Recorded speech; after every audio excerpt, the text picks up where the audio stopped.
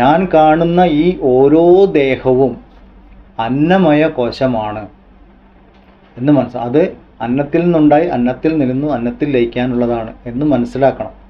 അപ്പോഴേ നമ്മൾ അതിൻ്റെ കുറച്ചും കൂടി സൂക്ഷ്മ തലങ്ങളിലേക്ക് നീങ്ങുകയുള്ളൂ. അതെന്താണ് എന്ന് നോക്കാം ഇനി അടുത്ത ഭാഗം.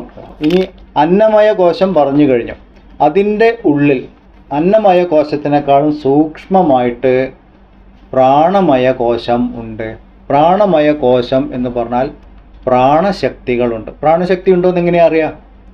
പ്രാണശക്തി ഉണ്ടോ എന്ന് അറിയണമെങ്കിൽ ഇന്ദ്രിയങ്ങൾ പ്രവർത്തിക്കുന്നുണ്ടോ എന്ന് നോക്കിയാൽ മതി. ഇന്ദ്രിയങ്ങളെ പ്രവർത്തിപ്പിക്കുന്ന ശക്തി പ്രാണശക്തി. ഓരോ ഇന്ദ്രിയത്തിനും ശക്തികളുണ്ട്. അതിനെ നമ്മൾ ദേവത എന്ന് പറയും. ഓരോ ഇന്ദ്രിയത്തിൻ്റെയും അതിദേവത. ഇനി മുന്നോട്ട് വരുന്നുണ്ട്. ദേവതകളുടെ ആയുസ് തീരുമാനിക്കുന്നത് പ്രാണനാണ് എന്നൊക്കെ പറഞ്ഞിട്ട്. അപ്പോൾ നമുക്ക് തോന്നും ദേവന്മാർ മരിച്ചു പോകുമെന്ന് തോന്നും. അങ്ങനെയാകുമ്പോൾ നമ്മൾ ദേവൻ ആരാണെന്ന് അന്വേഷിക്കണം. ആ ഭാഗത്തുമ്പോൾ നമുക്ക് പറയാം. പ്രാണശക്തി കൊണ്ടാണ് ദേഹം പ്രവർത്തിച്ചു കൊണ്ടിരിക്കുന്നത് എന്ന് പറയണം. പ്രാണശക്തി ഇല്ലെങ്കിൽ, അതായത് ഈ ദേഹത്തിൻ്റെ അന്നമയ കോശത്തിനകത്ത് അതിനെ പ്രവർത്തിപ്പിച്ചു കൊണ്ടിരിക്കുന്ന അന്നമയ കോശത്തിനേക്കാൾ സൂക്ഷ്മമായിട്ട് പ്രാണശക്തി ഉണ്ട്. അതുകൊണ്ട് അതിന് നമ്മൾ പ്രാണമയ കോശം എന്ന് പറയും. പ്രാണശക്തി ഉണ്ടോ എന്ന് അറിയണമെങ്കിൽ ഇന്ദ്രിയങ്ങൾ പ്രവർത്തിക്കുന്നുണ്ടോ എന്ന് നോക്കണം. ദേഹത്തിന് ക്ഷീണം അനുഭവപ്പെടുന്നുണ്ടോ, ശക്തി അനുഭവപ്പെടുന്നുണ്ടോ, ദാഹവും വിശപ്പും അനുഭവപ്പെടുന്നുണ്ടോ എന്നൊക്കെ നോക്കണം. അപ്പോൾ ഇതൊക്കെ അനുഭവപ്പെടുന്നുണ്ടെങ്കിൽ പ്രാണശക്തി പ്രവർത്തിക്കുന്നുണ്ടെന്ന് മനസ്സിലാവണം. പ്രാണശക്തി ഇല്ലെങ്കിൽ ദേഹം ഇല്ല. നമ്മൾ പ്രാണം പോയി എന്നൊക്കെ പറയുമെങ്കിൽ നമുക്കിങ്ങനെ ആലോചിച്ചിട്ടൊന്നല്ല പറയണേ. നമ്മൾ വിചാരിച്ചു പ്രാണം എന്ന് പറഞ്ഞാൽ എന്തോ ഒരു സാധനം, ജീവൻ്റെ പര്യായമായിട്ടാണ് പ്രാണനെ കാണുന്നത്. എന്നിട്ട് അതിങ്ങനെ മരിച്ചു കഴിയുമ്പോൾ പുക പോലെ ഒരു സാധനം ഇങ്ങനെ ഉയർന്നു പോയി അവിടെ പോയി നിന്നു ഇവിടെ പോയി നിന്നു ഇങ്ങനെയൊക്കെയാണ് മനസ്സിലാക്കുന്നത്. പക്ഷെ ഉപനിഷത്തിൻ്റെ ദർശനങ്ങളിൽ കൂടെ നമ്മൾ നോക്കുമ്പോൾ ജീവനിലാണ് ശരീരം നിൽക്കുന്നത്, ശരീരത്തിലല്ല ജീവൻ. നമ്മളിതുവരെ മനസ്സിലാക്കിയെല്ലാം ഉൾട്ടയാണ്, വിപരീതമായിട്ട്. അതാണ് പ്രശ്നങ്ങൾ. അപ്പോൾ ഇവിടെ നമ്മൾ നോക്കുന്ന ഈ പ്രാണൻ എന്ന ഒരു വാക്കിനെ കുറിച്ച് നമ്മൾ പഠിക്കാനുണ്ട്. പ്രാണൻ എന്ന് പറയുമ്പോൾ പലപ്പോഴും പലരും വിചാരിക്കുന്ന ശ്വാസം എന്ന അർത്ഥത്തിലാണ്. വായുസഞ്ചാരം. വായുസഞ്ചാരമല്ല പ്രാണൻ. പ്രാണശക്തി ഉണ്ടെങ്കിലേ ശരീരത്തിൽ വായുസഞ്ചാരം ഉണ്ടാവുകയുള്ളൂ, ശ്വാസോച്ഛ്വാസം നടക്കുകയുള്ളൂ, ദഹനം നടക്കുകയുള്ളൂ, ബ്ലഡ് സർക്കുലേഷൻ നടക്കുകയുള്ളൂ. നമ്മൾ കാണുന്ന ഇന്ദ്രിയങ്ങൾ കാണുന്ന അനുഭവങ്ങൾ വരികയുള്ളൂ. കണ്ണിന് കാണണമെങ്കിലും ചെവിക്ക് കേൾക്കണമെങ്കിലൊക്കെ പ്രാണശക്തി വേണം. പ്രാണശക്തി എത്താത്ത ഭാഗങ്ങൾ ജീർണിക്കാൻ തുടങ്ങും. അപ്പോൾ കണ്ണിലേക്ക് പ്രാണശക്തി എത്തിയില്ലെങ്കിൽ അയാൾക്ക് കാഴ്ച നഷ്ടപ്പെടും. ചെവിയിലേക്ക് എത്തിയില്ലെങ്കിൽ ചെവി നഷ്ടപ്പെട്ടു. ചെവി എന്ന് പറഞ്ഞാൽ അവയവം ഇവിടെ ഉണ്ടെങ്കിലും കേൾവി ശക്തി നഷ്ടപ്പെടും.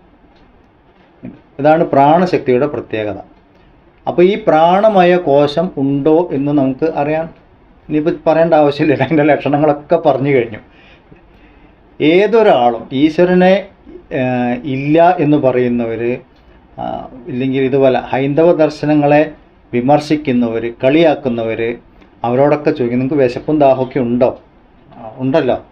അതിന് ഞങ്ങൾ പ്രാണമയ ശക്തി എന്ന പ്രാണമയ കോശം എന്ന് പറയും. ഇതൊക്കെ അനുഭവപ്പെടുമ്പോൾ ഈ ദേഹത്തിനകത്തുള്ള ശക്തി ചേരുന്ന ആ ശരീരം, അതിനൊരു സെപ്പറേറ്റ് ശരീരമായിട്ട് പറയുന്നത് എന്തിനാന്ന് പറഞ്ഞാൽ അങ്ങനെ ഒന്നിൻ്റെ ഉള്ളിൽ ഒന്നിങ്ങനെ അടുക്കി വെച്ചിട്ടൊന്നുമില്ല.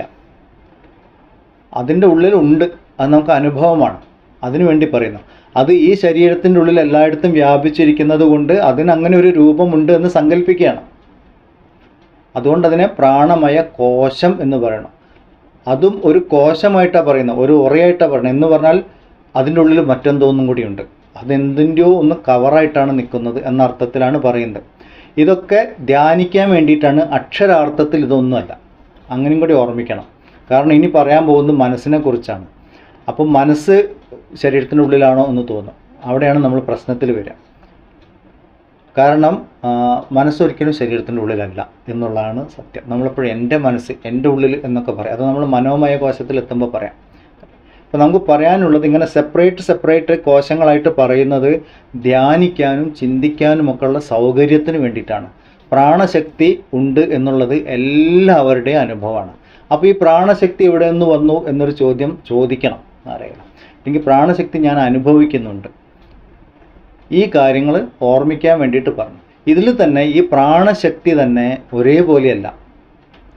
അത് 5 വിഭജിക്കപ്പെട്ടിട്ടുണ്ട്. എങ്ങനെയൊക്കെയാണ്? പ്രാണൻ, അപാനൻ, വ്യാനൻ, ഉദാനൻ, സമാനൻ. ഇങ്ങനെ പഞ്ചപ്രാണങ്ങൾ എന്നാണ് പറയാം. ഈ പഞ്ചപ്രാണങ്ങളെല്ലാം കൂടി ചേർന്നിട്ട് ഒന്നാണ്, അല്ലാതെ 5 സെപ്പറേറ്റ് ആയിട്ടില്ല. ഓരോ പ്രാണശക്തിയും ഓരോ ഫങ്ഷൻ ചെയ്യുമ്പോൾ അതിന് പറയുന്ന പേരാണ് ഈ പ്രാണൻ, അപാനൻ, പഞ്ചപ്രാണന്മാർ എന്ന് പറഞ്ഞു. അതിന് വീണ്ടും ഉപവിഭാഗങ്ങളുണ്ട്. ഇപ്പം നമുക്ക് ഈ പഞ്ചപ്രാണന്മാരെ കുറിച്ചിട്ട് പഠിക്കാം. പ്രാണൻ എന്ന് പറയുമ്പം അകത്തേക്ക് വരുന്നതൊക്കെയാണ് പ്രാണൻ, അകത്തേക്ക് സ്വീകരിക്കുന്നതല്ല പ്രാണശക്തി. അപ്പോൾ ഈ ശ്വാസോച്ഛ്വാസമൊക്കെ അതിൽ പെടും, അകത്തേക്ക് വരുന്ന ഭാഗം.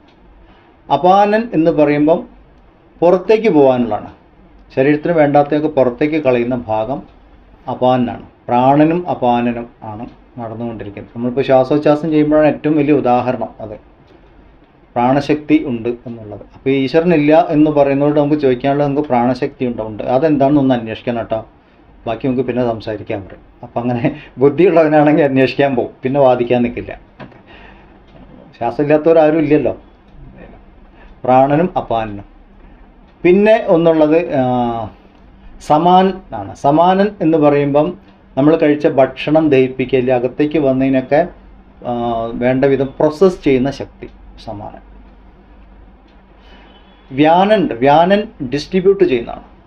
ഭക്ഷണമൊക്കെ ദഹിച്ചു കഴിഞ്ഞാൽ എത്തേണ്ടതിനൊക്കെ എത്തേണ്ടടുത്ത് എത്തിക്കണം, അങ്ങനെ വേണം. ഇപ്പം നമ്മൾ ഭക്ഷണം കഴിച്ചു, അപ്പോൾ അത് ഗ്ലൂക്കോസ് പോകേണ്ടടുത്തേക്ക് ഗ്ലൂക്കോസ്, ഫാറ്റ് പോകേണ്ടടുത്ത് ഫാറ്റ്, കൊളസ്ട്രോൾ പോകേണ്ടടുത്തേക്ക്, അങ്ങനെ എങ്ങനെ അല്ലേ, ഓരോ സ്ഥലത്തേക്ക് എത്തിക്കണം. അതൊരു ശക്തി പ്രവർത്തിച്ചാലേ നടക്കുള്ളൂ, ഇല്ലെങ്കിൽ എത്തില്ല. ഇപ്പം നമ്മൾ കാലിന് വേദന ഉണ്ടെങ്കിലും ഭക്ഷണം മരുന്ന് കഴിക്കുന്ന വയറ്റിലേക്കാണ്.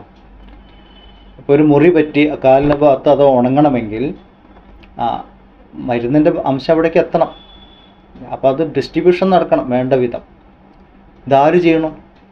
നമുക്ക് ഈ ഗുളിക വിഴുങ്ങിയതേ നമ്മൾ അറിഞ്ഞിട്ടുള്ളൂ. ബാക്കിയതെല്ലാം രക്തത്തിൽ അലിഞ്ഞ് വേണ്ടയിടത്തേക്ക് എത്തുന്നുണ്ടെങ്കിൽ ആ ഒരു ശക്തിയോടെ പ്രവർത്തിക്കുന്നുണ്ട്. ഇത് പ്രവർത്തിച്ചിട്ടില്ലെങ്കിൽ വലിയ പ്രശ്നമാണ്. ചില ഭാഗം മാത്രം വീങ്ങിക്കൊണ്ട് വരും. ഇങ്ങനെയൊക്കെ ഉണ്ട്. അപ്പോൾ നമ്മൾ ഈ ശരീരത്തിലേക്ക് ആലോചിച്ചാൽ തന്നെ നമുക്ക് ഭയങ്കര അത്ഭുതമാണ്. ഓരോന്ന് ആലോചിക്കുമ്പോഴും ഇതൊരു വലിയ സംഭവം തന്നെയാണ്. ശരിക്കും നോക്കിയാൽ ഈ ശരീരത്തിൽ നടക്കുന്ന പ്രവർത്തനങ്ങൾ, നമ്മൾ ഈ അന്തരീക്ഷത്തിലെ വായുവിനെ മുഴുവൻ വലിച്ചു കയറ്റി മൂക്കിൽ കൂടെ വരുന്നതിൽ എന്തെല്ലാം ഉണ്ട്, നല്ലതും വേണ്ടാത്തതും പൊടിയും പടലങ്ങളൊക്കെ ഉണ്ട്. പക്ഷെ അതിനകത്തൊരു ഫിൽട്രേഷൻ നടന്ന് അതിന് ഓക്സിജനെ സ്വീകരിച്ചു, അല്ലാത്തതിനൊക്കെ തിരിച്ചു പറഞ്ഞയച്ചു, കിട്ടിയ ഓക്സിജനെ വേണ്ട ഭാഗത്തേക്ക് പറഞ്ഞയച്ചു. അങ്ങനെ ഒരുപാട് കാര്യങ്ങൾ നടക്കുന്നുണ്ട് ശരീരത്തിൽ. ഭക്ഷണത്തിൻ്റെയും ഈ ബ്ലഡ് സർക്കുലേഷനൊക്കെ കാര്യം ആലോചിച്ചാൽ മതി. ഇതൊക്കെ വ്യാനൻ ഉണ്ടെങ്കിൽ പ്രാണൻ്റെ ഒരു ഭാഗം. പിന്നെന്താണ്? ഉദാനൻ. ഉദാനൻ എന്ന് പറയുന്ന ശക്തിയെ യോഗിമാർ പറയുന്നത് മരിക്കുന്ന സമയത്ത് അതാണത്രേ പുറത്തേക്ക് പോകുന്നത്. ഉദാനൻ എന്ന ഭാഗമാണ് പുറത്തേക്ക് പോകുന്നത് എന്ന് പറയണം. അത്രേ പുസ്തകങ്ങളിലും പറഞ്ഞിട്ടുള്ളൂ. എന്തായാലും ഊർധ്വ തലങ്ങളിലേക്ക് പോകുന്ന ശക്തി എന്ന് വേണം മനസ്സിലാക്കാൻ. അപ്പോൾ ഈ പഞ്ചപ്രാണ, ഈ പ്രാണശക്തി 5 വിഭജിച്ച് ഈ ശരീരത്തിനെ നിലനിർത്തുന്നു. അപ്പം നമ്മളുടെ ആയുസ് നിലനിൽക്കുന്ന പ്രാണശക്തിയിലാണ്. പ്രാണശക്തി എത്ര കാലം നിലനിൽക്കും? പ്രാരബ്ധം ഉള്ളിടത്തോളം കാലം നിലനിൽക്കും എന്ന് പറയാം. അത് വേറൊരു വിഷയമാണ്, നമുക്ക് അതിലേക്ക് ഇനി മുന്നോട്ട് വരുമ്പോൾ വരും നമ്മൾ. ഓക്കെ. അപ്പോൾ ആയുസ്സുമായിട്ട് ബന്ധപ്പെട്ടതാണ് പ്രാണശക്തി എന്ന് നമ്മൾ ഓർപ്പിക്കുക. പ്രാണശക്തി ഒരിക്കലും ശ്വാസോച്ഛ്വാസമല്ല, പ്രാണശക്തി ഉള്ളത് കൊണ്ടാണ് ശ്വാസോച്ഛ്വാസം നടക്കുന്നത് എന്ന് മനസ്സിലാക്കണം. ഈ പ്രാണൻ 5 വിഭജിക്കപ്പെട്ടിട്ടുണ്ട്. ഇത് 5 ശരീരത്തിലെ 5 കാര്യങ്ങൾ ചെയ്തുകൊണ്ടിരിക്കണം. അതുകൊണ്ട് അന്നമയ കോശം പ്രവർത്തിച്ചു കൊണ്ടിരിക്കണം. അന്നമയ കോശത്തിൽ നിന്ന് പ്രാണനെ മാറ്റിക്കഴിഞ്ഞാൽ അന്നമയ കോശം ഇല്ലാണ്ടാവും, അതിൻ്റെ നാശം തുടങ്ങും. അപ്പം അതിനെ നിലനിർത്തുന്നത് പ്രാണശക്തി. അപ്പോൾ പ്രാണശക്തിയെക്കുറിച്ചും അന്നമയ കോശവും പ്രാണമയ കോശത്തിനെ കുറിച്ചും മുന്നോട്ട് ഇതിൻ്റെ കുറച്ചും കൂടി പ്രാണമയ കോശത്തിൻ്റെ ബാക്കി ഭാഗങ്ങളെക്കുറിച്ചും പിന്നെ മനോമയ കോശം ഇതിനെക്കുറിച്ചും നമുക്ക് ഇനി മുന്നോട്ട് പഠിക്കാനുണ്ട്. ഈ 5 കോശങ്ങളെക്കുറിച്ച് വിസ്തരിച്ച് മനസ്സിലാക്കി കഴിഞ്ഞാൽ തന്നെ നമുക്ക് എന്താ പറയുക, ഈ ഒരു വേദാന്ത പഠനത്തിൻ്റെ ഒരു ബേസിക് ആയിട്ടുള്ള ഒരുപാട് കാര്യങ്ങൾ നമുക്ക് മനസ്സിലാവും. ഇതിന് വേറെ ഒരാളെയും ആശ്രയിക്കേണ്ട ആവശ്യമില്ല. കാരണം ഈ ലാബ് നമ്മൾ തന്നെയാണ്. ലാബിൽ പരീക്ഷണം ചെയ്യേണ്ടത് നമ്മൾ തന്നെയാണ്. ഈ ഫോർമുല മുഴുവൻ അവനവനിലുണ്ട്, എല്ലാം ഉണ്ട്, റെഡിലി അവൈലബിൾ ആണ്. നമുക്കത് ചെയ്യേ വേണ്ടു.